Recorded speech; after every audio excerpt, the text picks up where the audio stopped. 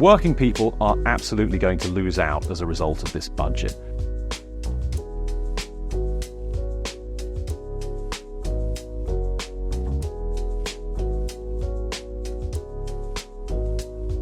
There's not a lot to like in today's budget from a free market perspective or a classical liberal one, or really from any kind of perspective at all, actually.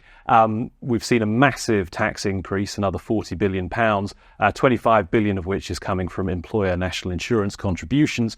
This is when the tax take is already at a historic high. And of course, the government is claiming that they are not taxing workers. This is a fantasy. Employers' national insurance contributions, it may be paid in the first instance by the business, not the worker. But all of the economic evidence and years of understanding shows that the incidence of that tax very quickly is passed through to wages. So what is the result of this tax increase? Workers are going to see their wages suppressed. They won't get the pay increases they wanted. Benefits may be reduced. And there is probably likely to be less employment and fewer job opportunities going forward.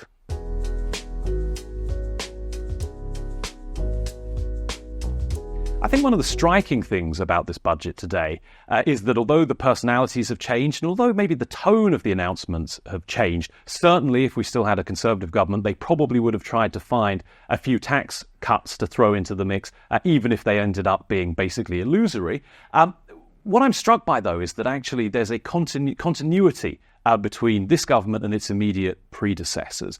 I don't see radical change. Yes, taxes are going up quite dramatically, but they went up quite dramatically under previous chancellors as well. Yes, the government is going to spend more. Well, we've seen that too. And as it happens, actually, the spending settlements for departments are still going to be very tight, given some of the pressures that they face. I suppose one of the big changes we've seen today is that the government is borrowing a lot more to try and fund capital projects in the hope that that will boost economic growth.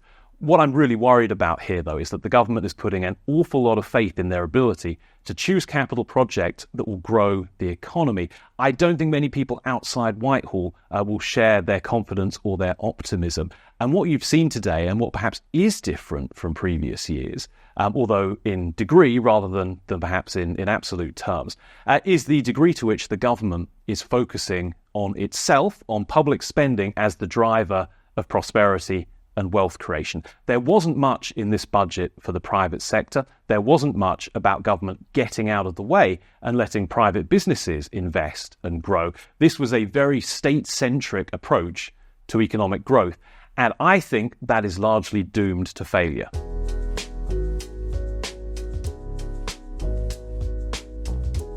This will not have been a happy day for business. You look at the very large minimum wage increase. I think that spells bad news down the line.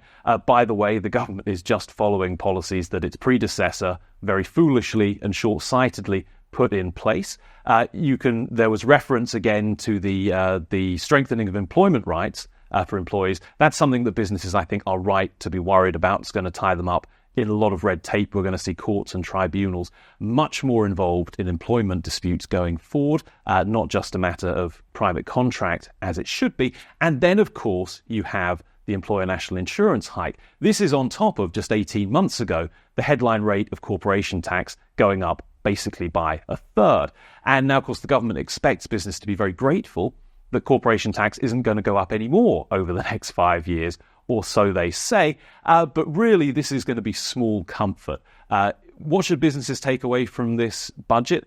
I think the fact that government doesn't really regard them as an engine of growth, that it does view them as a cash cow and an easy target for tax increases that they can spin, I think quite falsely, but they can spin it as not hitting workers. Ultimately, though, you tax business, you hurt employers, you hurt workers. It's very hard to avoid that dynamic.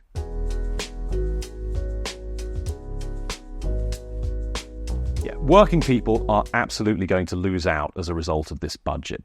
There is simply no way that the increase in employer national insurance contributions doesn't largely get passed through into lower wages or wages lower than they would have been, or fewer employment opportunities and reduced benefits and everything else. Look, employers' national insurance contributions are a tax on labour income. The fact that they're paid in the first instance by the employer rather than the employee really doesn't make any difference. Pretty much all economists know where the incidence of that tax is going to be. So the government promised not to tax workers. Maybe by the strict letter of the law, they've managed to avoid taxing workers. But ultimately, the tax burden is going to fall on workers. And that is a bad thing when you look at the cost of living pressures that we have, when you look at how poor wage growth has been now for a long time in this country. And the government talks about no more austerity. Well, I'm not sure it's going to feel that way to most private sector workers.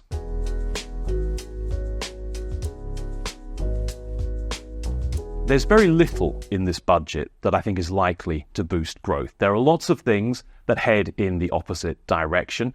Things like increases to capital gains tax. That's bad, although it's not nearly as bad perhaps as it was being trailed in the press before the budget. Employers' national insurance contributions, again, that will weigh on businesses. There's very little here to give the private sector, people I think are the real wealth creators in our economy, much encouragement or much comfort. On the other hand, the government thinks it's going to be able to boost growth through public spending, through capital projects that they think will boost the economy.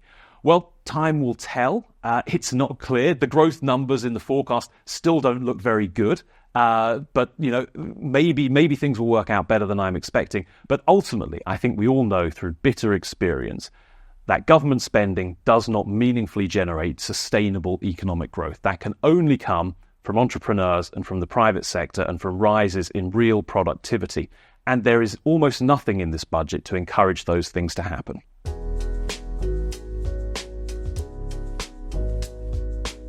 I think it's pretty clear that the private sector and businesses are losing out as a result of this budget. I suppose you could say that the public sector workers are winners to a certain extent. It's quite telling, I think, that the government is compensating government departments for the increase in employment costs that result from raising employer national insurance contributions. Frankly, that's an admission that this is a tax on employers and that it'll get passed through onto wages if the government doesn't intervene, as they have in this case. But ultimately, I think most people lose out as a result of this budget. Maybe that's the point. Maybe the point is that a government wants to come in, and yes, they're facing a very difficult situation, real fiscal constraints, and of course there's a looming tidal wave of age-related liabilities heading our way as the population ages. I suppose the political calculation may be this is your first budget, get the bad stuff out of the way, and then maybe you've got 4 more attempts to deliver some good news going forward. I expect that's what the government will be hoping for. Whether that good news materialises is, of course, another question. There's not much in this budget to suggest to me that we are going to get more economic growth as a result.